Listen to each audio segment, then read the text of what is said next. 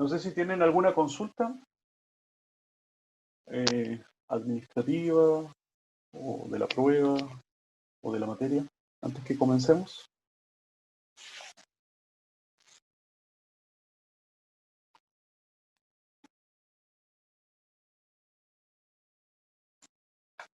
Parece que no. Ok. Entonces, está grabando. Podemos ya comenzar con la clase entonces. Ya. Entonces, estimados alumnos, alumnas, muy buenos días. Bienvenidos entonces al, yo no sé qué clase es esta, pero es el comienzo del tema 3, ya es el último clase de todas maneras antes de materia, antes de la prueba. ¿Ya? Vamos a tener todavía una clase de repaso, que va a ser el próximo martes, y el jueves entonces ya tenemos la prueba, donde entraría eh, todo lo que vimos de numeración binaria, ¿ya? Numeración de sistemas digitales en binario y conversión y todo eso que vimos en el tema 2, y lo de hoy día que va a ser las puertas lógicas. ¿Ya? Entonces, comencemos. Ya. Entonces, el objetivo de la unidad de hoy día, que es sobre compuertas lógicas, es describir entonces el funcionamiento de algunas puertas básicas que vamos a ver, ya no son muchas. La primera es el inversor, ¿ya?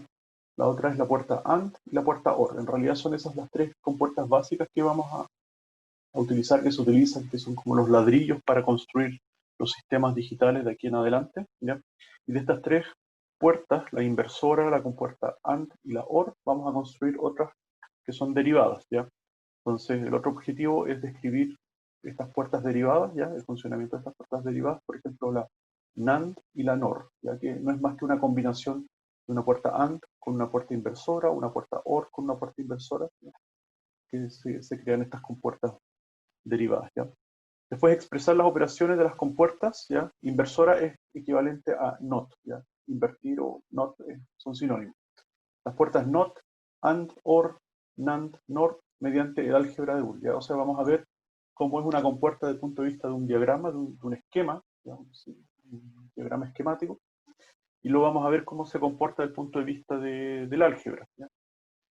Describir entonces el funcionamiento de las puertas OR exclusiva y NOR exclusiva, que también son una variante de las compuertas que vemos arriba, ¿ya?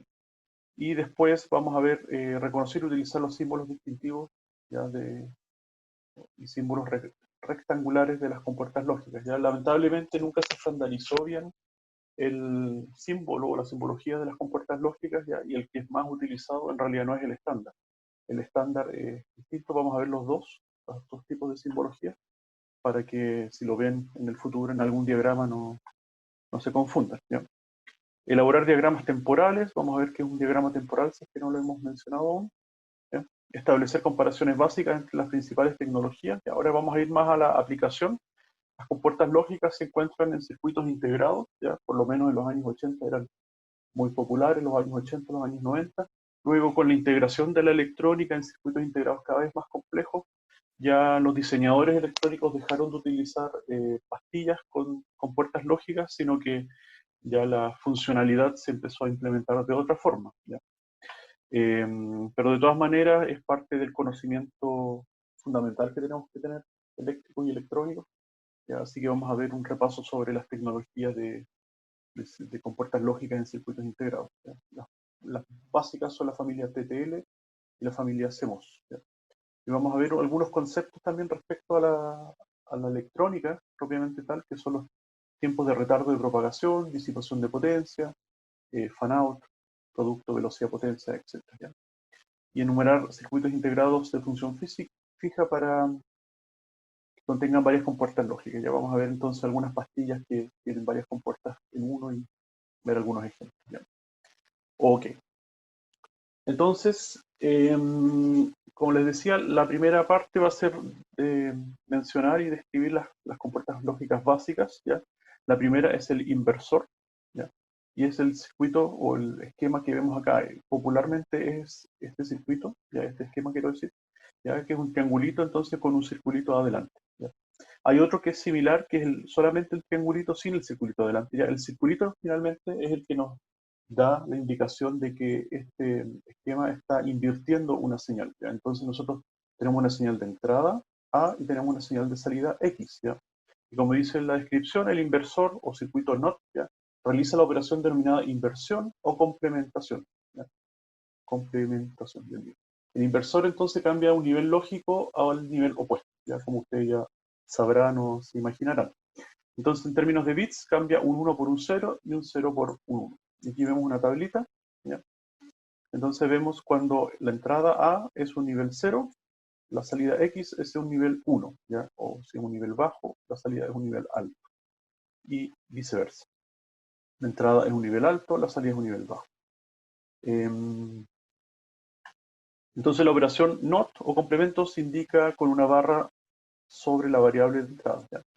Desde el punto de vista algebraico, si nosotros vamos a hacer una notación, ya podemos aquí escribir una ecuación.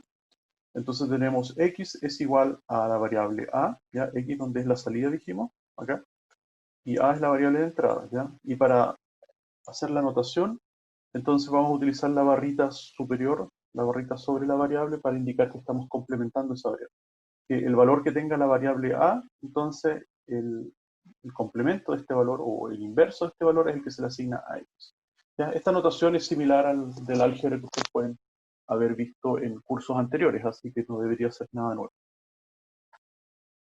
Entonces, vamos a ver el diagrama de tiempos de un inversor. Un diagrama de tiempos es básicamente un diagrama donde tenemos en el eje de las X el tiempo, ¿ya? Y en el eje de las Y vamos a tener entonces los estados de una señal. Y podemos en este diagrama dibujar varias señales simultáneamente. Creo que lo introdujimos en el primer tema cuando vimos los analizadores lógicos, estos aparatos para analizar señales. Entonces aquí vamos a ver la entrada A y vamos a ver su salida X en el diagrama de tiempo. Y vamos a ver, este es un ejemplo, solamente, si es que la señal A, por ejemplo, pasamos de 0 a 1, nos mantenemos en 1, entonces la salida X va a pasar de 1 a 0, se mantiene en 0, ¿ya? Luego, entonces, pasamos a 0, 1, 0, ¿ya? Aquí, bueno, los 1 y los 0 tienen distintos tiempos. En general, en un diagrama de tiempos hay que indicar también cuáles son los pequeños casilleros de tiempo, ¿ya? Entonces, por ejemplo, un casillero de tiempo, o sea, un ciclo de reloj, podría tomar aquí, no sé, por el espacio que estoy indicando con el puntero. Por lo tanto, aquí podrían haber quizás 1, 2, 3, 4 espacios de tiempo, ¿ya? O sea que son 4 unos la entrada, ¿ya? Por lo tanto, genera 4 ceros, ¿ya? Y después podríamos tener quizás 2 o 3 ceros, que nos genera 2 o 3 unos, y así, ¿ya? Entonces, igual es importante marcar cuál es la escala de tiempo en el diagrama de tiempo. Aquí no está dibujado porque es solamente una representación, ¿ya? Para que se hagan una idea. Ok, bueno, entonces el diagrama de tiempo nos muestra que básicamente la señal se invierte, ¿ya? Luego dice un grupo de inversores, ¿ya? O sea, si hacemos un conjunto de estos inversores y los ponemos, por ejemplo, en un circuito integrado, como se podría ver acá, se puede utilizar para formar el complemento a 1 de algún número binario, ¿ya? Entonces nosotros podemos ingresar el número binario en las entradas. Imagínense un circuito integrado que tiene 8 entonces compuertas inversoras, ¿ya? Entonces en cada una de estas entradas, desde la entrada 7 a la entrada 0, ¿ya? E ingresamos cada uno de los bits del número que queremos sacar, calcular su complemento 1, ¿ya? Y el resultado naturalmente va a aparecer abajito entonces en las salidas. Entonces ese es un ejemplo de cómo con circuitos electrónicos o circuitos digitales, sistemas digitales, podemos entonces convertir y empezar a hacer la primera aritmética. Aquí estamos básicamente sacando el complemento, ¿ya? Que después nos va a servir para calcular el complemento 2 y a su vez nos va a servir para hacer ya operaciones aritméticas con electrónica, con compuertas lógicas. Ok. No sé si hay alguna consulta. Si no, seguimos. Entonces, la siguiente compuerta, ya, la número 2 que vamos a ver es la compuerta AND, ya, que en español sería y, ya, sería como tomar variables, ya, y decir que la condición a la salida se va a cumplir si las variables de entrada, si una y la otra se cumplen, entonces la variable de salida se cumple, ya. Esa es un poco la lógica. Aquí podemos ver entonces el diagrama comúnmente conocido de la compuerta AND o la compuerta y, ¿ya? Que es básicamente sé cómo describir esta figura, ¿ya? Pero básicamente es como un cuadrado que tiene una parte plana, pero tiene además una parte curva, ¿ya? Como la unión entre una semiesfera y un cuadrado. Pero este no es el símbolo estándar, ¿ya? Entonces se empezó en los años creo que 70 incluso, se empezó a difundir este símbolo o esta simbología de las compuertas ya antes de que se sacara un estándar. La IEEE, que es la Asociación de Ingenieros Eléctricos y Electrónicos ¿ya?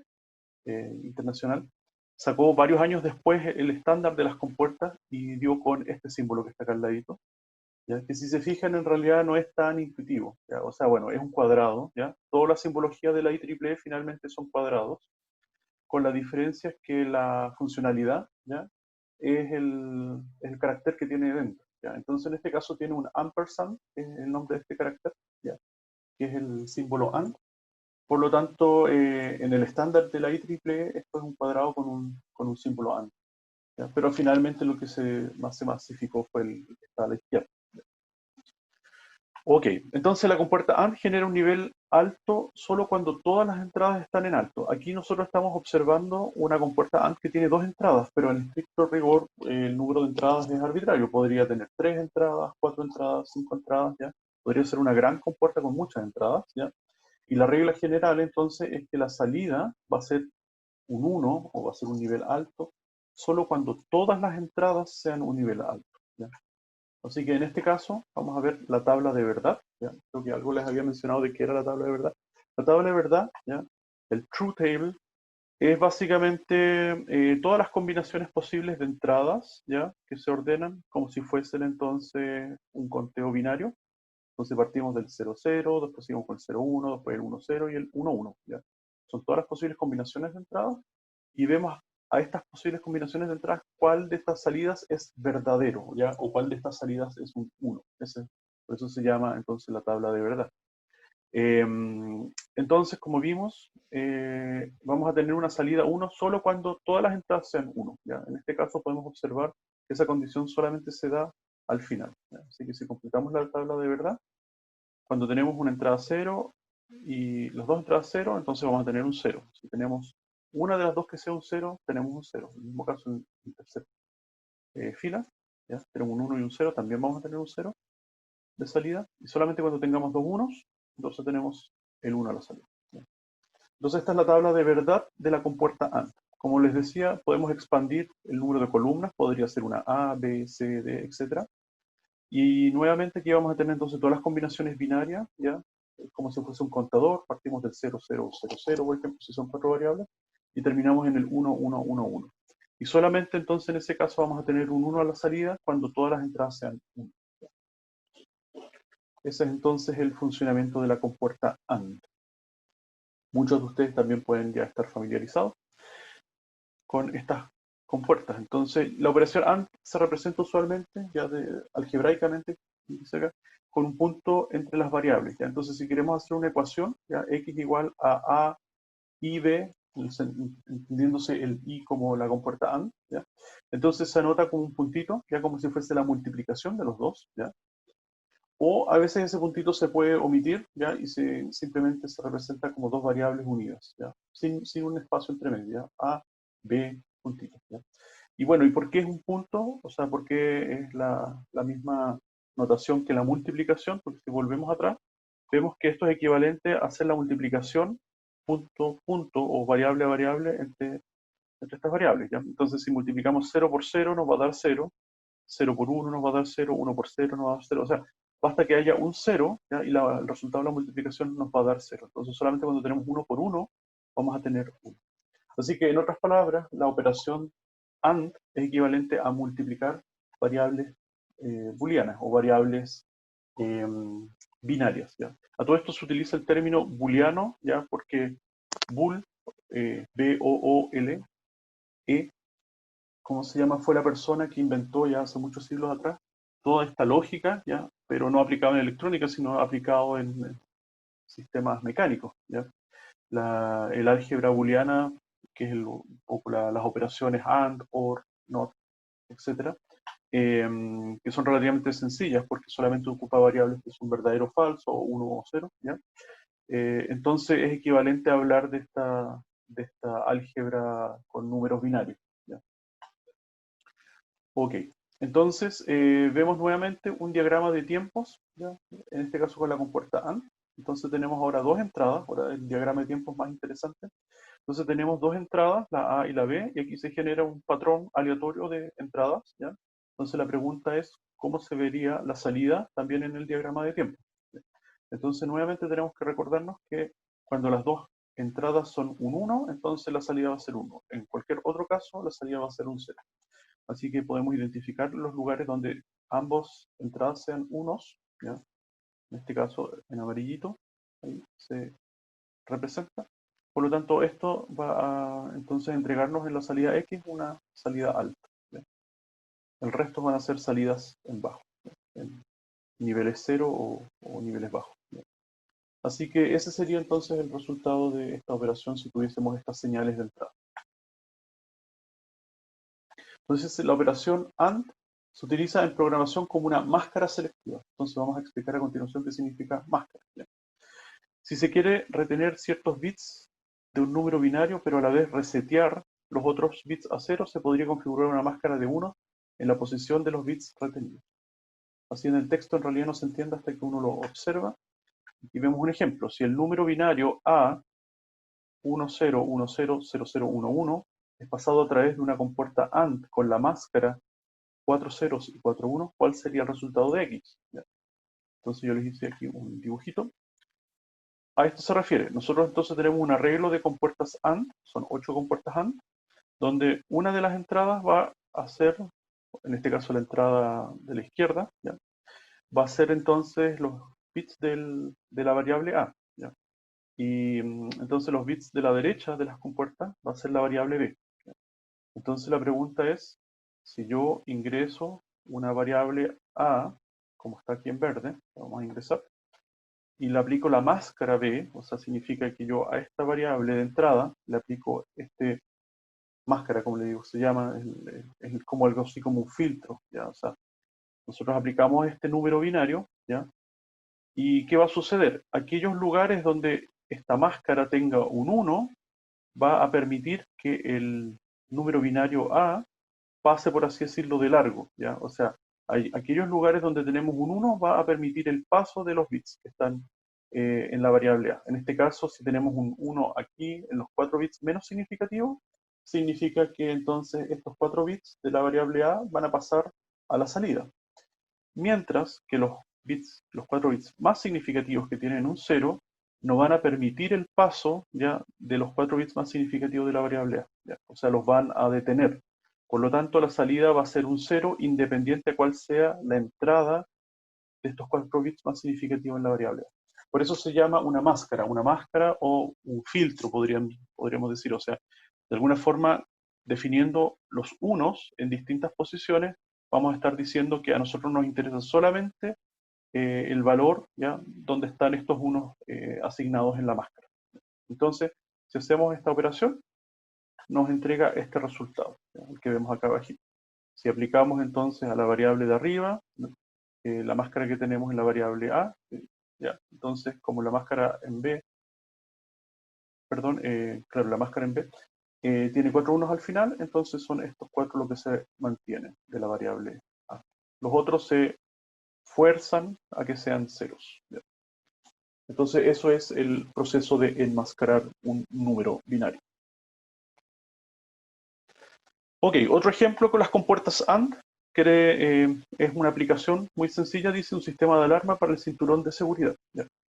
Entonces tenemos una compuerta AND, como ven, de 3 entradas, ¿ya?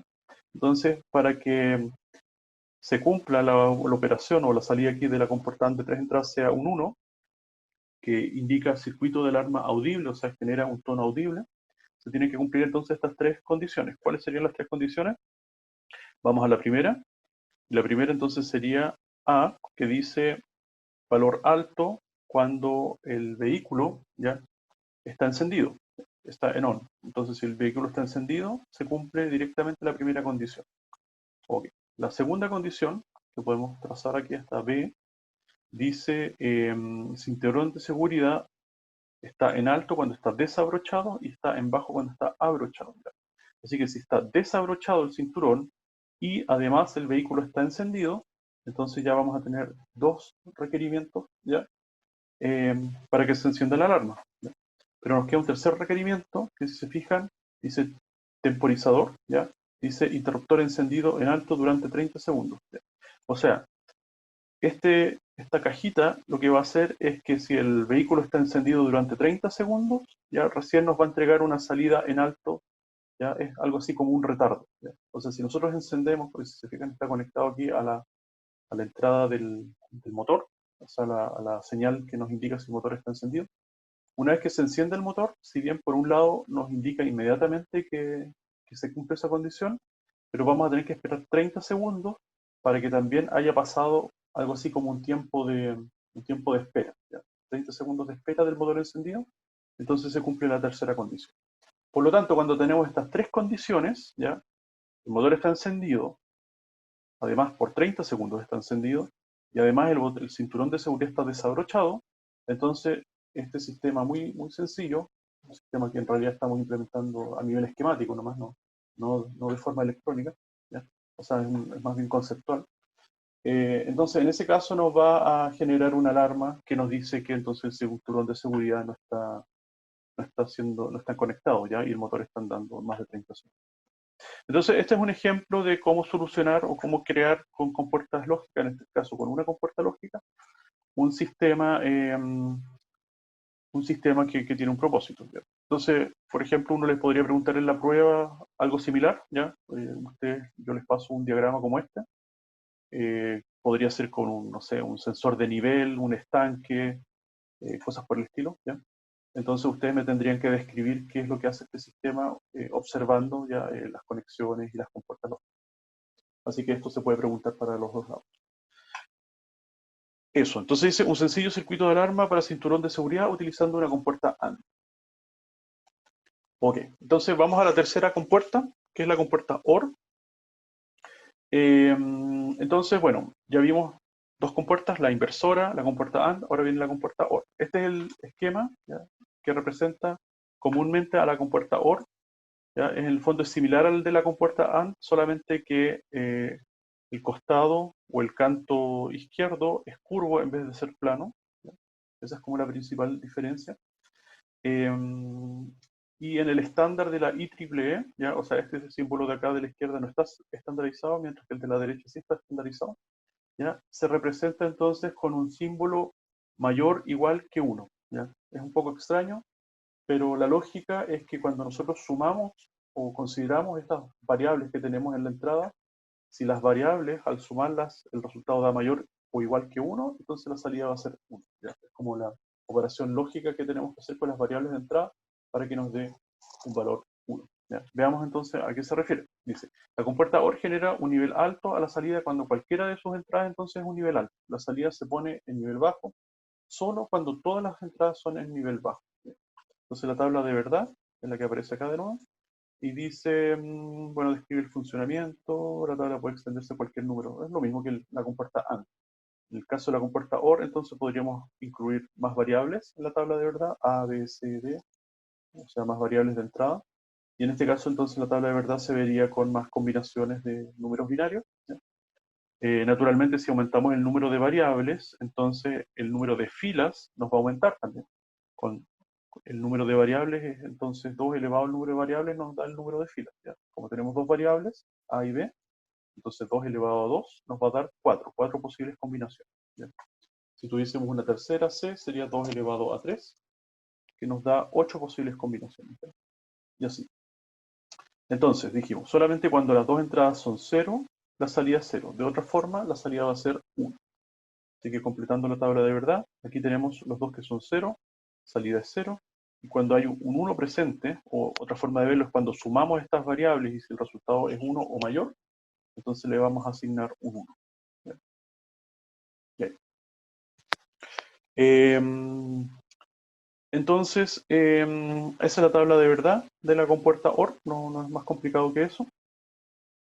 Y también podemos ver bueno, en términos de la notación algebraica, entonces se utiliza un signo más, ¿ya? Cuando hacemos la operación OR, es A más B.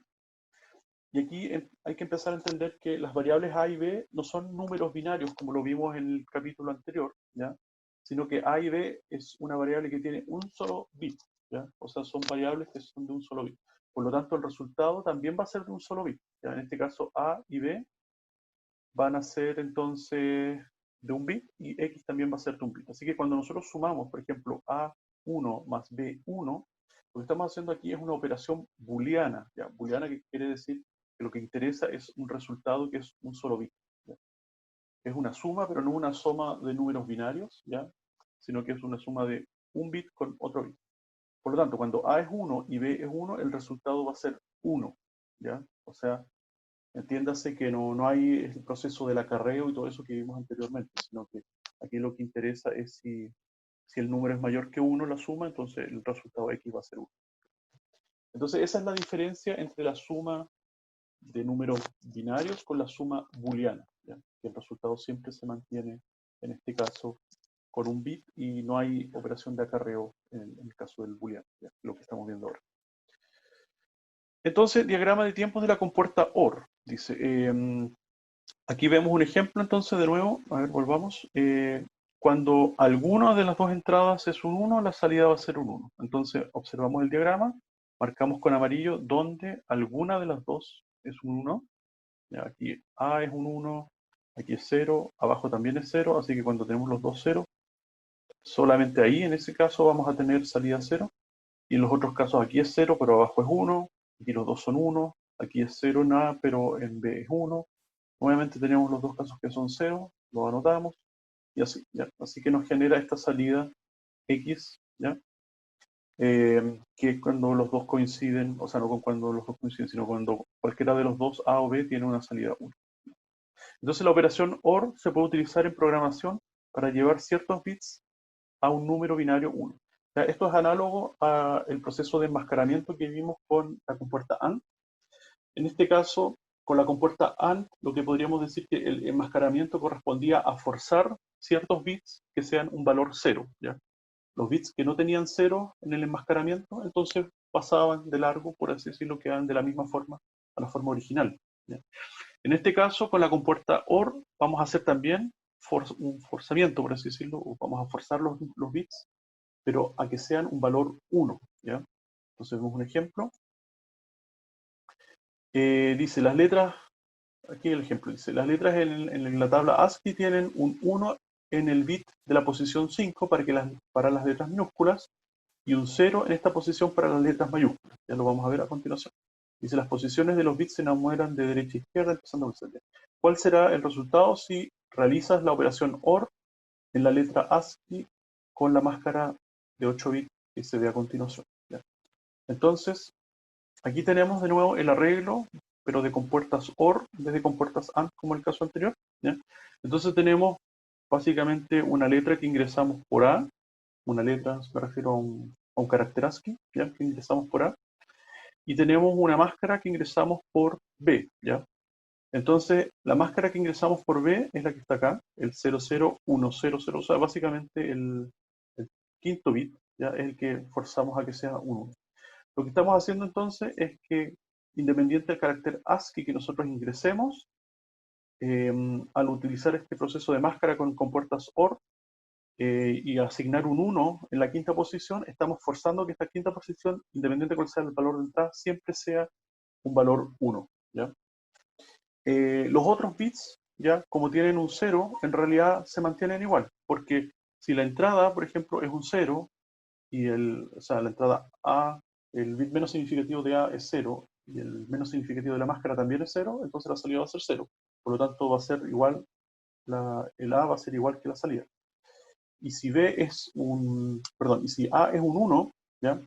Pero B es un 0, entonces por el hecho de que ya haya un 1, la salida va a ser 1. Así que en otras palabras, la salida va a ser igual que la entrada de A, ¿ya? Cuando B es igual a 0, ¿ya?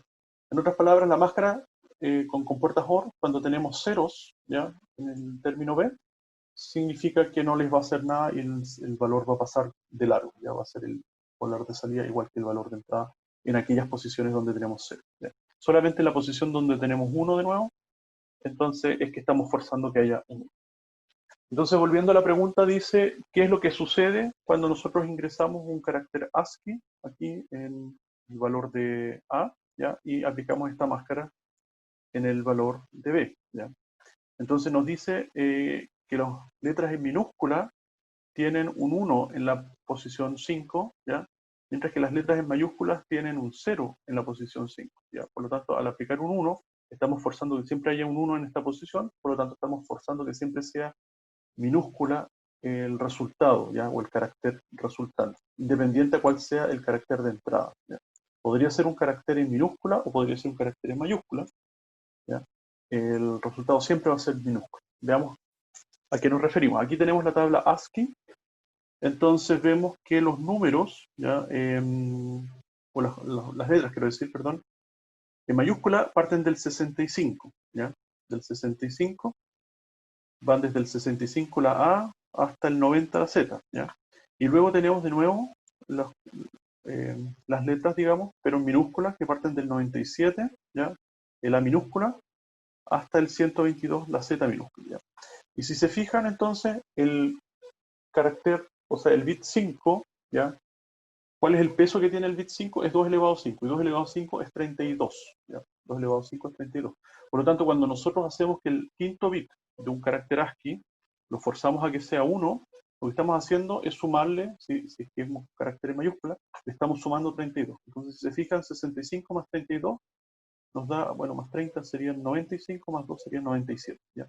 Así que en programación, cuando uno tiene un programa computacional, ya sea muy básico o muy complejo, esto es una operación que se hace. Se fuerza a los caracteres a sumarle a cada uno un 32 en el caso de que el número sea, por ejemplo, entre 65 y 90. Y ahí estamos convirtiendo un número, un carácter mayúscula en minúscula, ¿ya? O al revés, pues si lo tenemos en minúscula y queremos convertirlo a mayúscula, le tenemos que restar 32, ¿ya? O desde el punto de vista booleano, aplicamos una máscara, ¿ya? Y una operación booleana OR, y forzamos entonces que el quinto bit sea un 1, y ahí hacemos que independiente cuál sea la entrada, la salida siempre va a ser carácter minúscula. ¿Qué pasa si es que ahora es un rango de caracteres fuera del 65 y del 90? Entonces vamos a estar haciendo una operación media extraña, por ejemplo, al 91, que es un paréntesis corchete.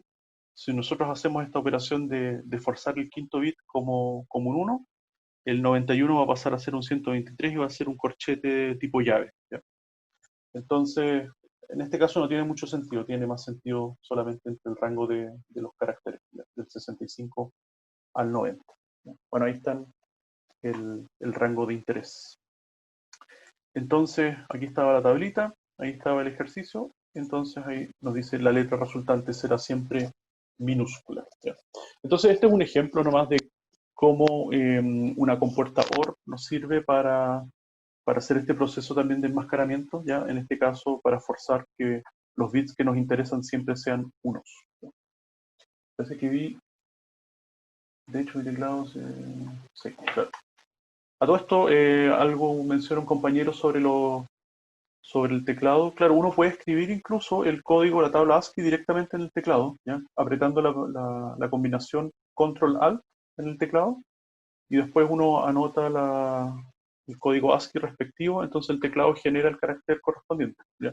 Entonces el que utilizamos hoy día en Windows 10, por ejemplo, es una tabla mucho más extendida que la que vemos acá, ¿ya? El código ASCII. Entonces, si presionan Control Alt y en el teclado numérico anotan una combinación de números, entonces les va a aparecer un carácter que es la representación del código ASCII, ¿ya? Eso, ya. Entonces, otro ejemplo, ya con compuertas OR, es que tenemos de nuevo una compuerta OR de 3 entradas, ¿ya? Otro circuito de alarma, y aquí dice un sistema de intrusión simplificado. Básicamente queremos que suene una alarma en caso de que el sensor detecte un movimiento o una intrusión en cualquiera de estos puntos que estamos observando. Ya en este caso sería una puerta o una ventana abierta, ¿ya?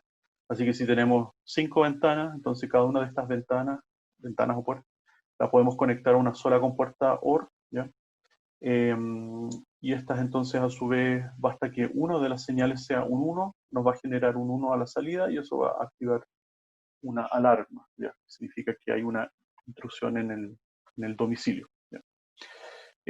Algo que no dibujamos acá, lamentablemente, pero que se me acaba de ocurrir, es que ustedes, por ejemplo, si tienen compuertas OR solamente de 2 entradas, ¿ya? Y quieren expandir esto a una tercera entrada, entonces pueden conectar las compuertas en cascada, ¿ya? O sea, por ejemplo, esta compuerta OR de entradas A y B, la podríamos, su salida, conectar como la entrada de una segunda compuerta OR de entradas A y B, ¿ya? Entonces, uno puede ir escalando, armando como bloques, ¿ya? Y poder expandir el número de entradas de una compuerta haciendo de esta forma, ¿ya? O sea, por ejemplo, muchas veces pasa eso, de que nosotros, por ejemplo, si tenemos un circuito integrado con puertas lógicas adentro, esas compuertas lógicas van a tener un número fijo de entradas. Nosotros no podemos cambiar el número de entradas así arbitrariamente. O sea, las compuertas lógicas que finalmente se construyen con transistores, ¿ya? Va a tener un número determinado o predeterminado de entradas. Pero si nosotros queremos expandir para una aplicación en particular el número de entradas, podemos conectar 2 compuertas, ¿ya? Una a la salida de la otra, y así amplificar, o no amplificar, sino que expandir el número de entradas, ¿ya? Ya sea con compuertas AND, con compuertas OR, etc. Ahora entonces ya vemos las compuertas que salen, ya que se extienden a raíz de estas compuertas básicas que vimos, la inversora, la AND y la OR, ¿ya? Y que aquí vamos a ir un poquito más rápido. La compuerta NAND que vemos aquí. Entonces la compuerta NAND es una abreviación de Not AND, ¿ya? Y es, en realidad es un poco, ¿cómo se llama? Enredado pensar en Not AND, porque en realidad la operación es AND NOT, ¿ya? Porque lo que estamos haciendo es que la salida de una compuerta AND la estamos negando, ¿ya? Y esa negación se representa con un circulito, ¿ya? Es el mismo circulito que tenía la compuerta inversora, la compuerta NOT, ¿ya? Entonces, es la misma tabla de verdad de la compuerta AND, solamente que vamos a invertir sus salidas, ¿ya? Así que en realidad debería llamarse AND NOT, así como AND, no sé, una cosa así muy extraña, ¿ya? Si observamos entonces el diagrama del estandarizado, ¿ya? De la IEEE, es el mismo que teníamos anteriormente, con la única diferencia que la salida, entonces tiene como un triangulito, ¿ya? Estos triangulitos a la salida representan NOT, ¿ya? Que tampoco es tan atractivo, tan intuitivo. A ver, un segundo, voy a estornudar. Ya. Entonces, la compuerta NAND genera una salida de nivel bajo solo cuando todas las entradas están en nivel alto. Claro, porque en el fondo estamos invirtiendo la salida. Así que si antes teníamos puros ceros y el último era un 1, ahora vamos a tener el caso contrario. Ya tenemos unos, unos, unos, y en último caso vamos a tener un 0. ¿Ya? Entonces, segundito, ya. Entonces, esto aquí es el diagrama simplificado que le agregué yo, ¿ya? Es la compuerta AND tradicional, eh, simplemente conectada a una compuerta inversora, ¿ya? Entonces, la operación NAND se representa con un punto entre las variables y una barra superior, ¿ya? O sea, básicamente, si la operación AND era el punto, la operación NOT era una barra, entonces el NAND se representa con las variables con el punto y la barra, pero aquí, ojo, que la barra tiene que cubrir a los 3 elementos, las 2 variables y el puntito, ¿ya? También se pueden, como vimos anteriormente, se puede ignorar el punto, ¿ya? Y podríamos dejar A, B, ¿ya? Unidos y no expresar explícitamente el punto, pero la barra también siempre tiene que abarcar entonces las 2 variables, ¿ya? Eso es importante por algo que vamos a ver entonces en la próxima materia, ya la que ya entra en la prueba 2, ¿ya? Tiene harto que ver con esto. Entonces, un diagrama de tiempos de la compuerta NAND, ¿ya? Aquí tenemos señales aleatorias de entradas A y B, ¿ya? Entonces la pregunta es cómo se vería la señal en X, ¿ya? Y aquí es donde ya hay que empezar a concentrarse un poco, ¿ya? No es que sea difícil, pero que hay que concentrarse. Entonces, ¿cómo resolvemos esto? Bueno, hay que acordarse que la operación fundamental es la del AND, ¿ya? Entonces, que vamos a marcar aquellos lugares donde ambas señales coincidan con niveles altos, ¿ya? Entonces, lo marcamos con amarillo, con la única diferencia que ahora lo que va a ser una salida en alto, en 1, no va a ser esa sección donde ambos coincidan, sino que van a ser las secciones fuera de estos lugares donde está la coincidencia. ¿Ya? O sea, marcamos nuevamente los lugares de coincidencia, pero ahora los unos van a ser fuera de estas regiones en amarillo, ¿ya? No van a ser dentro, como en el caso del AND. ¿Ya? Así que ese es el resultado en el diagrama de tiempo, cómo se vería la compuerta en este caso. ¿Ya? Entonces la compuerta NAND es particularmente útil porque es una puerta universal. ¿Ya? Todas las otras puertas básicas se pueden construir en base a una puerta NAND. ¿Ya? Y eso también tiene implicancias en la implementación en los circuitos electrónicos, ¿ya? Porque es mucho más fácil, o sea, no sé si es mucho más fácil, pero es un proceso estandarizado fabricar compuertas NAND, ya utilizando transistores. Y luego con estas compuertas NAND uno puede crear, como dice ahí, otra compuerta de otro tipo, por ejemplo una OR o una NOT o lo que sea, ya en base a estas compuertas NAND. Así que cuando uno mira un circuito integrado, ya así con microscopio, en realidad observa puras compuertas NAND o con la fabricación de compuertas NAND. Y esas compuertas NAND entonces después generan en su interconexión compuertas de otro tipo. ¿Ya? Aquí, por ejemplo, una pregunta al respecto dice, ¿cómo se conectaría una puerta NAND de 2 entradas para formar un inversor? ¿Ya?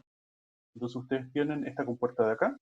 Entonces, ¿qué tendrían que hacer para que esto se comporte como si fuese un inversor? Ahí les dejo un par de segundos para que lo piensen. Si es que no lo han visto ya de sus apuntes, cuál sería muy, muy fome. Entonces, basta que nosotros conectemos las 2 entradas, ¿ya? Y la unamos a una única entrada, y esta compuerta ahora se comporta como un inversor. ¿Por qué? Pues si aquí tenemos un 0, ¿ya? Significa que ahora estamos ingresando 2 ceros en la compuerta AND, en cuyo caso el resultado de la AND sería un 0, pero de la NAND sería un 1. ¿Ya? Así que con un 0 tenemos un 1. ¿Ya? Y si ahora ingresamos un 1, estamos ingresando 2 unos, ¿ya? La compuerta AND, en cuyo caso la compuerta AND tiene salida 1, pero al invertirlo, ¿ya? La NAND tendría salida 0. Así que con un 1 tenemos salida 0. Así que esa es una forma, es un ejemplo de cómo una compuerta NAND fácilmente se puede convertir en una compuerta inversora. ¿Ya?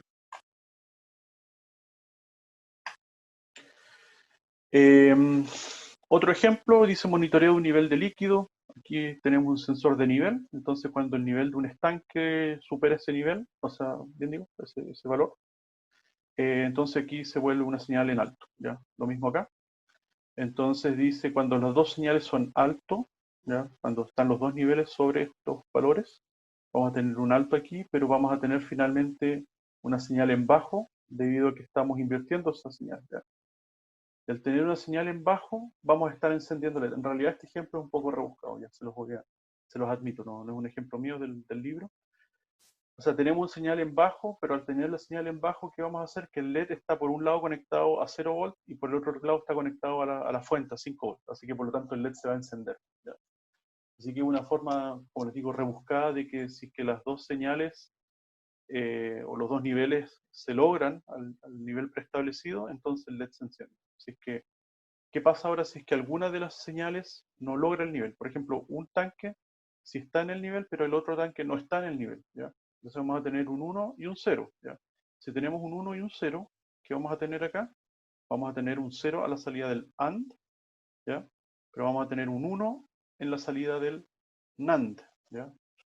Y como tenemos un 1 acá, tenemos un voltaje alto a un extremo del LED y un voltaje alto al otro extremo del LED. Como la diferencia de voltaje o la diferencia de potencial es 0, entonces el LED va a estar apagado. ¿Ya? O sea, en otras palabras, solamente cuando las dos señales sean altos, ¿ya? O sea, estén los niveles de los estanques en alto, vamos a tener que el LED se encienda. En cualquier otro caso, entonces no va a suceder. ¿Ya?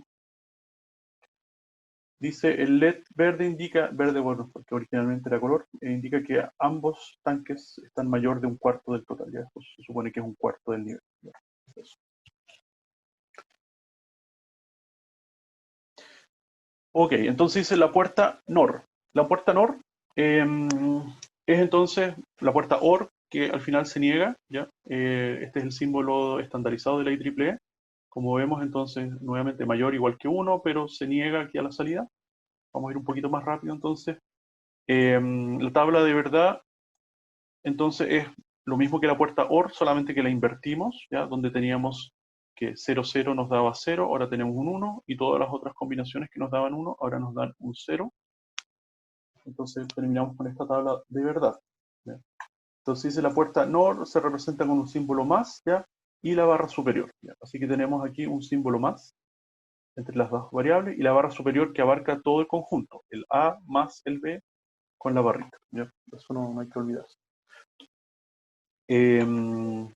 Entonces, si pasamos a la diagrama de tiempos, tenemos de nuevo calcular o observar dónde habría un 1 en la salida X, y tenemos que identificar entonces dónde habría un 1 en la compuerta OR primero. Ya sería, basta que haya un 1 para que la salida sea, para que marquemos la zona como en amarillo, ya, por así decirlo. Entonces aquí tenemos un 1, aquí tenemos un 1, aquí tenemos un 1, aquí tenemos dos ceros. Esta es la misma señal que teníamos anteriormente en la compuerta OR, ¿ya? Así que tenemos aquí una región con ceros, aquí una región con ceros, en esta parte, y aquí una región con ceros, ¿ya? Así que finalmente todas esas regiones con ceros se van a hacer regiones con unos, con niveles altos, y todo el resto va a ser con ceros, ¿ya? Así que las regiones en amarillo nos indican dónde habrían unos originalmente, ¿ya? Pero ahora vamos a marcar entonces las regiones donde hay ceros para los valores en alto, ¿ya? O sea, en otras palabras, se invierte la salida. Otro ejemplo dice: la operación NOR producirá un nivel bajo si cualquiera de las entradas es alta, ¿ya? Aquí hay una compuerta entonces con más entradas, con 4 entradas, ¿ya? Y dice, cuando está el LED en ON, en encendido, ¿ya? Para el circuito mostrado, ¿ya? Entonces tenemos A, B, C, D. ¿Cuándo se enciende este circuito? Bueno, el LED se enciende cuando esta salida aquí X es un 0, ¿ya? Si es un 1, entonces la diferencia de potencial de nuevo va a ser 0, por lo tanto el LED está apagado.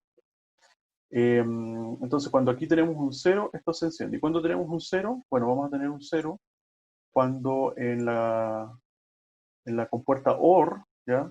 Haya un 1. O sea, basta que cualquiera de estas señales sea un 1 para que aquí tengamos un 1, y después al invertirlo tengamos un 0, por lo tanto va a encender el LED, ¿ya? Dice, el LED entonces estará encendido cuando cualquiera de las 4 entradas esté en alto. Eso. Ahora vamos a otra compuerta que es la OR exclusiva, ¿ya? La OR exclusiva tiene un comportamiento ya más particular, ¿ya? El diagrama entonces es como una compuerta OR convencional, pero tiene una rayita curva en las entradas, ¿ya? Y la operación de la OR exclusiva cuando son dos entradas es en general indicar cuando los valores son distintos, ¿ya? Si tenemos valores distintos de A y B, si A y B son distintos, aquí parece que hay un error, porque esto debería ser distinto, ¿ya? Entonces vamos a tener un 1. Cuando los dos valores son iguales, entonces vamos a tener un 0, ¿ya? Dice, la salida de la compuerta OR exclusiva se pone en alto solo cuando las dos entradas están en niveles lógicos opuestos, ¿ya? O distintos. Esta operación se puede expresar en función de dos entradas A y B y una salida X con la siguiente tabla de verdad, ¿ya? Entonces, si 0 y 0, tenemos 0. Si es 0 y 1, vamos a tener un 1. Si es 1 y 0, vamos a tener un 1. Y aquí es donde se diferencia la compuerta OR convencional, que si es 1 y 1, vamos a tener un 0. Así que esta compuerta busca las diferencias entre las entradas, así cuando son solamente dos entradas. Pero si ya tenemos un número mayor de entradas, por ejemplo, 3 entradas, 4 entradas X, número de entradas, entonces la operación se puede traducir a que vamos a indicar cuando tenemos un número impar de unos, ¿ya? Por ejemplo, en este caso, si contamos los unos, vamos a tener que hay un solo uno, ¿ya? Entonces nos va a indicar que la salida es un 1. Aquí también tenemos un número impar de 1, también tenemos una salida 1. Aquí tenemos un número par de 1, ¿ya? Tenemos dos unos, por lo tanto va a ser un 0, ¿ya? Si después agregamos una tercera variable c y tuviésemos 1, 1, 1, ¿ya? En ese caso vamos a tener una salida 1, ¿ya? Así que a nivel general, una compuerta OR exclusiva cuenta el número de unos que sea impar, ¿ya? Esa es un poco la explicación así. Y cuando son solamente dos, básicamente se preocupa de que los dos números, los dos entradas sean distintas, y en ese caso nos entrega un 1, ¿ya? Después dice, la operación OR se puede expresar de la forma algebraica x igual a complemento por b más a sin complementar por b complemento, ¿ya? Y aquí es entonces donde empieza a importar que esta rayita si abarca todo el conjunto o abarca solamente una variable, ¿ya?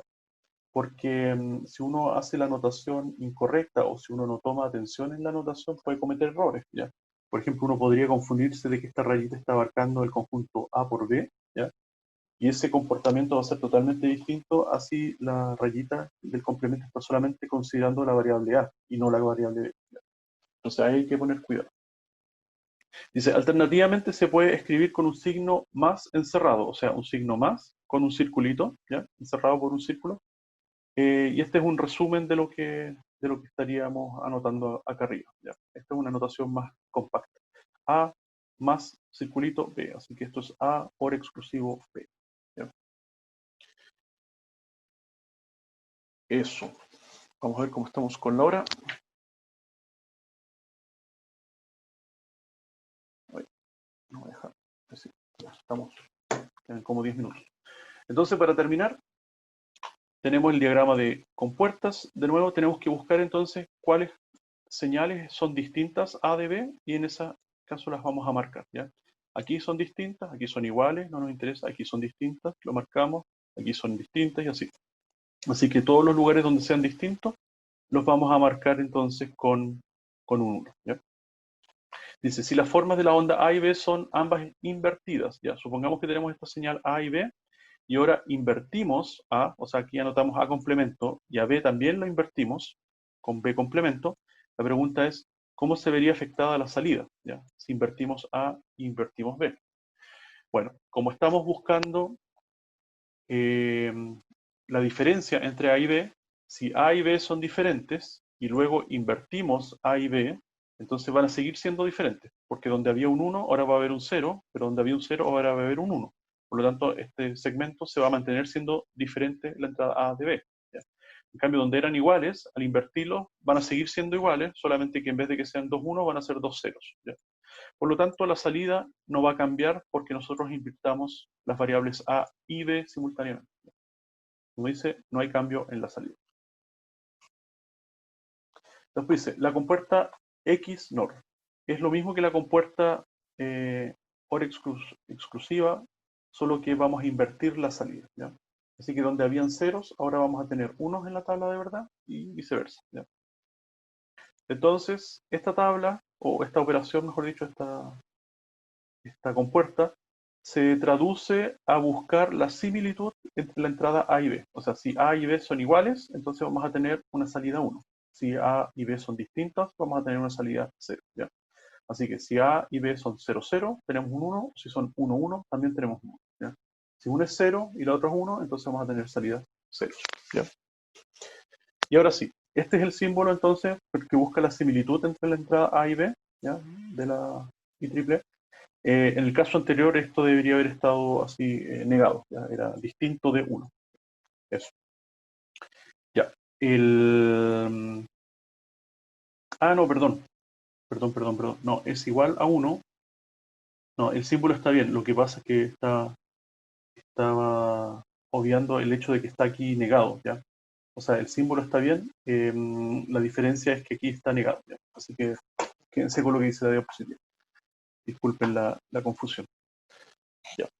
Entonces, la operación XNOR se representa ahora algebraicamente como A por B, ambos sin complementar, más A complemento por B complemento, ¿ya? Alternativamente, la operación XNOR se puede representar con un punto encerrado por un círculo, ¿ya? A por, este por encerrado por un circulito, B, y se entiende que es la misma operación, ¿ya? Y aquí lo que hay que poner cuidado es que este A complemento por B complemento es distinto a por B todo complementado. Son dos operaciones distintas. O sea, en otras palabras, aquí la rayita superior está dividida, ¿ya? Porque es un complemento para la variable A y ese resultado se multiplica por B complementado, ¿ya? Que no es lo mismo que multiplicar A por B y luego ese resultado complementado. Así que poner atención aquí en esta separación de las rayitas, ¿ya? En el diagrama entonces de tiempos, vamos a buscar los lugares entonces donde las variables sean iguales. Donde las dos son ceros, las dos son unos, lo vamos a marcar, y eso va a ser entonces nuestras salidas en alto, ¿ya? Y se pregunta, si la forma de la onda A se invierte, pero B se mantiene igual, ¿cómo se afecta la salida? ¿Ya? Entonces, si tenemos A que se mantiene, pero B se invierte, o al revés, ¿cómo era? A se invierte, B se mantiene, ¿qué va a suceder? Bueno, los lugares entonces donde eran iguales, ahora va a ser distinto, ¿ya? Porque solamente uno se está invirtiendo, ¿ya? Por lo tanto, en esos lugares que eran iguales, que ahora son distintos, donde antes había un 1, ahora vamos a tener un 0, ¿ya? Y los lugares que eran distintos, por el hecho de que uno se está invirtiendo, entonces ahora van a pasar igual, ¿ya? Por lo tanto, la salida X, lo que va a suceder es que se va a invertir también, ¿ya? Dice, la salida entonces X será invertida cuando una de las variables se invierte, ¿ya? Ok. Entonces, con eso terminamos el tema de las compuertas lógicas. Ya ahora vamos a ver rápidamente sus implementaciones en circuitos electrónicos. Dice, las dos grandes familias lógicas de la función fija son TTL y CMOS. ¿Ya? Una de la tercera lógica es de CMOS que combina las dos primeras. ¿Ya? Esto era la tecnología de cómo se polarizaban los transistores. ¿Ya? Básicamente para, o sea, cuál era la tecnología de transistores para implementar estas compuertas lógicas. ¿Ya? Entonces, TTL significa Transistor Logic, ¿ya? Y CMOS significa Complementary MOS, y MOS es una tecnología de transistores, es Metal Oxide Semiconductor, ¿ya? Así que son dos tecnologías bien distintas, ¿ya? Una basada en transistores bipolares y la otra basada en transistores MOS, ¿ya? Entonces, tienen distintas consumos, potencias, velocidades, etcétera, ¿ya? Esto estamos hablando de tecnología de los años 70, los años 80, ¿ya? Que después todo convergió a CMOS, ¿ya? TTL fue quedando ya obsoleto, así que los microprocesadores y toda la electrónica de consumo contemporánea se basa básicamente en CMOS. Y todo está integrado, en realidad ya casi no tenemos la opción de comprar dispositivos, circuitos integrados con compuertas lógicas por separado y hacer la interconexión nosotros mismos, sino que viene todo integrado en un solo circuito, ¿ya? Por el nivel de integración que ha alcanzado la electrónica. Entonces las operaciones NOT, AND, OR, NAND, NOR, OR exclusiva, etc., independiente de la tecnología de los circuitos integrados que se utilice, es decir, son las mismas. O sea, básicamente estas implementaciones de las compuertas lógicas se aplicaban tanto en tecnología TTL o con la tecnología CMOS, ¿ya? Entonces la tecnología CMOS, que es Complementary Metal Oxide Semiconductor, se implementa con un tipo de transistor de efecto de campo, ¿ya? Y la tecnología TTL, Transistor Logic, se implementa mediante transistores bipolares, ¿ya? Los transistores bipolares tienen unas características, lo van a ver más adelante en otros cursos de la carrera, ¿ya? Es una tecnología distinta a la de transistores de efecto de campo, ¿ya? Em, Sigamos. Entonces, los encapsulados de los circuitos integrados, ¿ya? Son básicamente cómo es el dispositivo físico, ¿ya? Cuál es el encapsulado, donde están montados los circuitos eh, eh, electrónicos en este caso, ¿ya? Entonces, el más común que se ha utilizado ya hasta este tiempo, pero de a poco está quedando obsoleto, es el formato DIP, ¿ya? El encapsulado DIP, que significa Dual Inline, el P no me acuerdo qué era, ¿ya? El asunto es que estos son los componentes through hole, o mejor dicho, los componentes que tienen patitas que atraviesan una placa, ¿ya? Entonces estos circuitos estaban pensados para que atravesaran una placa y luego esas patitas se soldaban al circuito impreso, ¿ya? También son muy útiles para utilizarlos en protoboards o tablas de prototipo, ya que es lo que se utiliza en los laboratorios para poder insertar y sacar y volver a insertar los circuitos integrados, ¿ya? En la tabla de prototipo. A comparación tenemos otro formato encapsulado que es uno de los primeros que salió de montaje superficial, es el llamado SOIC, ¿ya? Entonces, SOIC ya está pensado no para atravesar una placa, sino para que se suelden los terminales a las líneas del circuito impreso, pero por una sola capa, ¿ya? Entonces, esto no es compatible con una tabla de prototipo, con un protoboard, ¿ya? Y hay que utilizar placas de adaptación para que pueda insertarse entonces en una placa de prototipado, ¿ya? Entonces, como la electrónica cada vez más pequeñita, toda la tecnología se está implementando a nivel de montaje superficial, ¿ya? Y cada vez menos se está fabricando en montaje de inserción. Por lo tanto, cada vez hay que adquirir más tarjetas, plaquitas de adaptación para soldar, por ejemplo, un componente de montaje superficial en esta plaquita, y esa plaquita sí puede tener entonces terminales que sí se pueden insertar en el protoboard, ¿ya?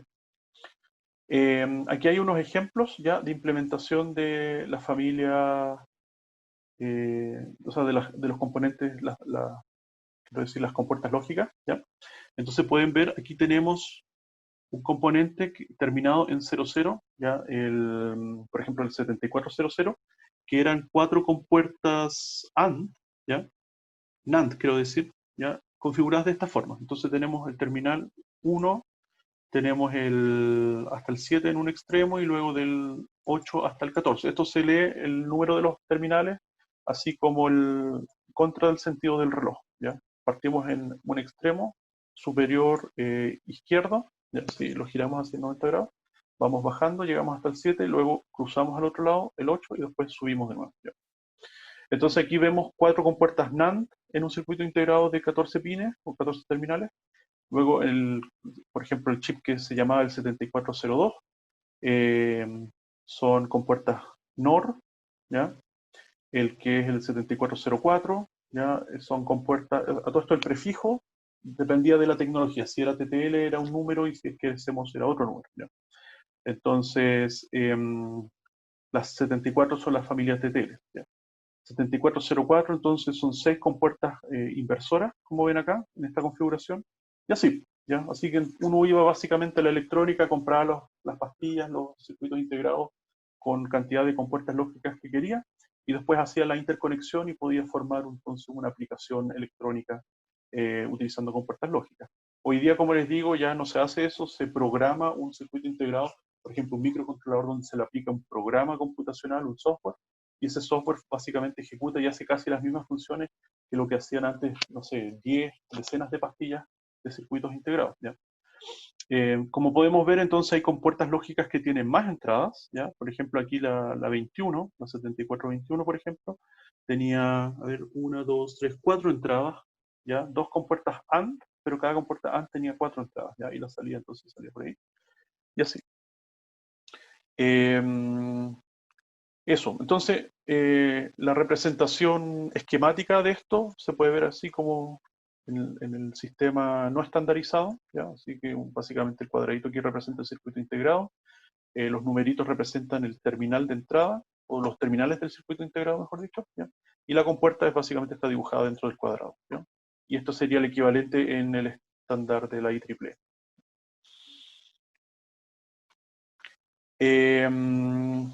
Entonces, 5 minutos. Eh, Otros conceptos entonces que ya no tienen mucho que ver con este curso. Este curso es más de la parte matemática, ya es la lógica, la álgebra de Boole, sistemas de ese tipo, ya cosas que podemos resolver en papel, no necesariamente con un computador o con un sistema electrónico o un sistema mecánico o un sistema, sino que básicamente es la parte más bien teórica. Sin embargo, está bueno por último para que conozcan un poco de cómo se trabajaba con estos circuitos integrados, algunas características que tenían, ¿ya? Uno de ellos era el tiempo o retardo de propagación, que quiere decir que nosotros tenemos un tiempo, o sea, la salida de la compuerta lógica no se produce instantáneamente con respecto a la entrada de esa compuerta lógica. Si nosotros generamos un impulso o un cambio de estado en la entrada, entonces uno esperaría, así quizás ingenuamente, de que la salida responda instantáneamente, pero no es así, ¿ya? Hay un pequeño retardo. Y ese retardo se mide, y naturalmente mientras más largo el retardo, entonces la aplicación que nosotros estamos generando con estos circuitos integrados, entonces va a ser más lenta o más rápida, ¿ya? Y eso tiene un poco que ver con la velocidad máxima del ciclo de reloj, ¿ya? O la frecuencia del sistema. Entonces vamos a distinguir aquí dos tiempos de retardo, ¿ya? Uno que va, PT se refiere al tiempo de propagación, ¿ya? Y HL significa que va desde el nivel alto al nivel bajo, ¿ya? Y el otro, el LH, que va del nivel bajo, low, al nivel alto, high, ¿ya? Así que básicamente estos retardos se pueden observar cuando hay cambios de estados, ¿ya? Por eso importa. Aquí hay un ejemplo con una compuerta inversora. En la entrada entonces generamos este cambio de estado de un nivel bajo a un nivel alto, ¿ya? Y vemos que a la salida se genera entonces también el cambio de estado, pero con un retardo, ¿ya?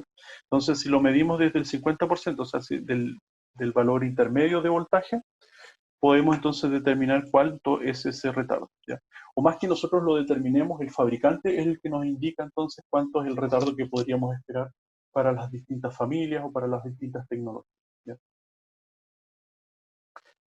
Después tenemos otros parámetros que básicos en la tensión de alimentación, ¿ya? O sea, todo circuito electrónico que nosotros utilicemos en el futuro, lo primero que tenemos que averiguar es con cuánto voltaje se alimenta, ¿ya? Entonces, los circuitos electrónicos digitales también tenían distintos niveles de voltaje. La familia TTL, por ejemplo, se polarizaba con 5 volts, ¿ya? La familia CMOS ya se polarizaba, por ejemplo, con 3,3 volts, ¿ya? Incluso cada vez menor. Se podía polarizar también con 2,5, incluso los procesadores modernos, ¿ya? De los computadores funcionan con voltajes más pequeñitos, incluso 1,8 volts y cosas así. ¿Por qué? Porque podemos ver entonces, bueno, aquí no está representado, pero tiene que ver con la disipación de potencia, ¿ya?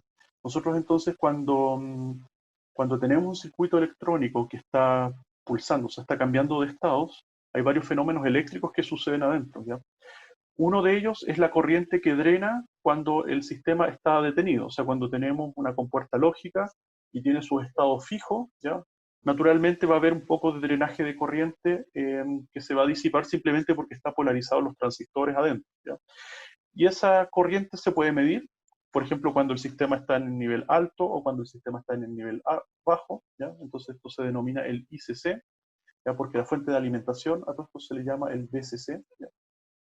Entonces, el ICC es la corriente de consumo cuando está en el nivel alto, y el ICC, ese era el ICCH, y el ICCL cuando está en el nivel bajo, ¿ya? Y si sacamos un promedio de los dos, entonces podemos tener una idea de cuánto corriente está consumiendo el circuito integrado, ¿ya? Entonces, esa corriente, si la multiplicamos por un voltaje, ¿ya? El producto de corriente y voltaje entonces nos da potencia, ¿ya? Y ahí podemos decir que el circuito integrado está consumiendo una cantidad de miliwatts, ¿ya? Podemos comparar ese circuito integrado con quizás otro que puede tener un consumo menor. Quizás como tiene un consumo menor nos conviene utilizar este otro circuito integrado, ¿ya? Pero bueno, ¿por qué el voltaje? ¿Por qué trabajar con distintos voltajes? ¿O por qué con un voltaje menor puede ser más conveniente? No tiene que ver con el consumo estático, sino que tiene que ver con el consumo dinámico. Yo no sé si ustedes ya han visto teoría de redes o teoría de circuitos 1, pero ahí pueden ver entonces el circuito del capacitor, un capacitor que se carga y que se descarga, ¿ya? Y vamos a ver entonces que con un capacitor, ¿ya? A medida que la velocidad en que se carga y se descarga, la corriente promedio, ¿ya? Va a aumentar, ¿ya? Linealmente o proporcionalmente con la frecuencia en que ese condensador se carga y se descarga, ¿ya? Pero vamos a ver que la potencia que disipa finalmente este sistema, que también va a aumentar entonces con la frecuencia, eh, está relacionado cuadráticamente, o sea, al cuadrado, no linealmente, no proporcionalmente, ¿ya? Con respecto al voltaje. Así que si este capacitor se carga y se descarga, pero un voltaje que, por ejemplo, es la mitad, entonces la potencia que va a requerir o el consumo de ese condensador que se está cargando y descargando, por el hecho de que se esté cargando y descargando a la mitad del voltaje, el consumo va a ser un cuarto del valor nominal, del valor normal, ¿ya? Entonces hay un incentivo por disminuir los voltajes porque la disminución de potencia en un sistema que disminuye su voltaje se reduce cuadráticamente, ¿ya? Entonces, ¿por qué un capacitor? Porque finalmente estos sistemas que están pulsando, estas compuertas lógicas que están subiendo y bajando sus niveles, tienen implícitamente un capacitor, ¿ya? Que es una capacitancia parásita. Es un capacitor que en realidad uno no quiere que esté ahí, pero por el hecho de que hayan dos conductores separados por un dieléctrico, eso ya genera una capacitancia. Por lo tanto, esas capacitancias están distribuidas por todos los circuitos electrónicos digitales y son los que nos están consumiendo energía constantemente. Es por eso que mientras menor voltaje, va a haber un consumo que disminuye cuadráticamente con ese voltaje. Ok, ahí me desvié un poco del tema, pero un poco es para que vean cómo está relacionado el consumo de energía de un sistema con su frecuencia, en este caso linealmente, y con su voltaje que es cuadráticamente, ¿ya? Después podemos ver entonces niveles lógicos de entrada y de salida. un sistema, entonces, así como tiene una tensión de polarización, también va a tener un rango de voltajes de entrada y de salida. O sea, nosotros vamos a decir un nivel alto va a estar reconocido en este rango de voltaje, como dice, por ejemplo, los dispositivos CMOS de 5 volts, ¿ya? Aceptan una tensión máxima de 1,5 volts para reconocer un voltaje de nivel bajo, ¿ya? O sea, de 1,5 volts para abajo va el sistema digital a reconocer esto como un nivel bajo, ¿ya? Y una tensión mínima de 3,5 volts para reconocer un nivel alto. O sea, de 3,5 volts para arriba lo va a reconocer el circuito integrado como que es un nivel alto, ¿ya? Para los dispositivos TTL aceptan una tensión máxima de 0,8, o sea, el rango es un poquito menor para el nivel bajo, y de 2 volts para el nivel alto, ¿ya? Ahí tenemos un poquito, o sea, como ven, las familias tienen pequeñas diferencias, la TTL de la CMOS, ¿ya? Para reconocer qué es un nivel bajo y qué es un nivel alto. La pregunta es, ¿qué pasa con el nivel intermedio? ¿Ya? ¿Qué pasa, por ejemplo, en el ejemplo aquí, entre 1,5 y 3,5 volts? ¿Se reconoce como un nivel alto o se reconoce como un nivel bajo? La verdad es que el fabricante no puede asegurar si el circuito integrado, si su circuito integrado, va a operar como si fuese un nivel alto o un nivel bajo. Puede ser cualquiera de las dos, ¿ya? Y el fabricante no tiene por qué dar una garantía al respecto, porque el fabricante no está diciendo, mi circuito va a reconocerle a usted un nivel bajo cuando el voltaje sea menor que 1,5 volts, ¿ya? Si usted supera ese, por ejemplo, aplica 2 volts, entonces puede pasar cualquier cosa, ¿ya? Eso entonces está especificado en la hoja de datos del circuito integrado. En este caso, un circuito que pueda tener, por ejemplo, con puertas inversoras adentro, ¿ya? Ok, entonces, ya me pasé. Producto, para terminar, velocidad y potencia, hace referencia, entonces, muchas veces los diseñadores, los electrónicos que tenían que comprar estos circuitos integrados, tenían que tomar la decisión si compraban un circuito integrado que era rápido, ¿ya? O sea, que tenía estos tiempos de propagación muy breves, ¿ya? Pero que lamentablemente consumían mucha energía, ¿ya? O un circuito integrado que consumía menos energía, pero que era muy lento, ¿ya? Entonces, para poder tomar la decisión, a alguien se le ocurrió unir estos dos valores, ¿ya? Tomar la velocidad del circuito integrado y tener la potencia y multiplicar esos dos valores. Ya son como dos métricas, básicamente, dos valores que nos interesan medir. Tomamos estas dos métricas, las multiplicamos y nos da un producto, y ese producto de alguna forma nos dice en qué lugar de la curva está, si es un circuito que consume alta potencia, pero es muy lento, es una forma de compararlo, ¿ya? Y esto se le llama el producto velocidad-potencia, ¿ya? SPV, y que no es una variable física que tenga mucho sentido, sino que es, como les digo, multiplicar dos parámetros que son en realidad independientes, pero que nos sirven para tomar la decisión de qué circuito tomar, ¿ya? Otro aspecto que interesaba en los circuitos integrados es el fan-out y la carga, ¿ya? Básicamente, un circuito integrado puede entregar una salida, pero esa salida está limitada en corriente. O sea, un nivel, un inversor, por ejemplo, puede entregar una señal de salida un 0 o un 1, ¿ya? Por ejemplo, un 1 que después alimenta un LED, ¿ya? Pero yo no puedo colgarme a este inversor con un LED, con dos LED, con tres LED, con 10 LED, ¿ya? Porque cada LED significa un consumo de corriente, ¿ya? Entonces, de la misma forma, cada compuerta lógica en su entrada va a consumir algo de corriente. Entonces la pregunta es, si una compuerta lógica tiene una capacidad de corriente de entrega, ya puede entregar, por ejemplo, aquí hay un ejemplo, dice 8 miliamperes. Supongamos que una compuerta lógica puede entregar 8 miliamperes, no más que eso. Y una compuerta lógica consume a su vez 0,4 miliamperes. Entonces la pregunta es, ¿cuántas compuertas lógicas yo puedo conectar a la salida de una compuerta lógica de las mismas características, ¿ya? Entonces, si una compuerta lógica puede entregar hasta 8 miliamperes, pero consume la entrada no más que 0,4 miliamperes, entonces yo hago el cociente entre los dos y me da un número que me dice 20. Entonces me dice básicamente, usted puede conectar hasta 20 compuertas lógicas a la salida de una compuerta lógica, ¿ya? O sea, 20 se pueden colgar a la salida de esta inversor, de una compuerta OR, de una compuerta AND, ¿ya? Porque si ya le agrega un 21 compuerta, entonces podría ser que usted supere los 8 miliamperes que entrega la compuerta como máximo. Y ahí el sistema se va a comportar de forma errática, ¿ya? Ese es el asunto, ¿ya? Ok, así que con eso ya terminamos el capítulo 3, ¿ya? Disculpen la demora. Lo que quedaba ya son temas así un poco más técnicos que en realidad como según una hoja de datos, y con eso terminamos. Entonces, las palabras claves, bueno, el inversor es un circuito lógico que invierte y complementa sus entradas. La tabla de verdad, entonces, es una tabla que muestra las entradas y las salidas correspondientes a un circuito lógico, ¿ya? El diagrama de tiempos, entonces, es un diagrama de forma de onda que muestra las propiedades y relaciones de tiempo entre todas las formas de onda. O sea, tenemos las entradas, entonces podemos visualizar las entradas y podemos entonces observar cuál es la salida, o podemos determinar de forma quizás más fácil cómo sería la salida o la forma de onda de salida, ¿ya? El álgebra booleana, entonces, es la matemática de los circuitos lógicos, ¿ya? Entonces, la diferencia entre el álgebra booleana y el álgebra binaria que vimos anteriormente es que cuando hacemos sumas, ¿ya? Entonces no hay acarreo, sino que nosotros siempre nos mantenemos con variables que tienen un solo bit, ¿ya? Tanto de entrada como de salida. Entonces, la puerta AND, ¿ya? Es una puerta lógica que produce un nivel de salida alto solamente cuando todas sus entradas son altas. La OR, entonces, una puerta lógica que produce un nivel alto cuando alguna de sus entradas son altas, ¿ya? Bueno, y así podemos ver la NAND, la NOR, la OR exclusiva, ¿ya? Para, para no quedarnos pegados. Entonces, es lo que dice ahí, ustedes lo pueden ahí leer con calma. Así que con eso terminamos ya el capítulo de compuertas lógicas. Esto es una introducción, en realidad lo que viene ya para la segunda materia.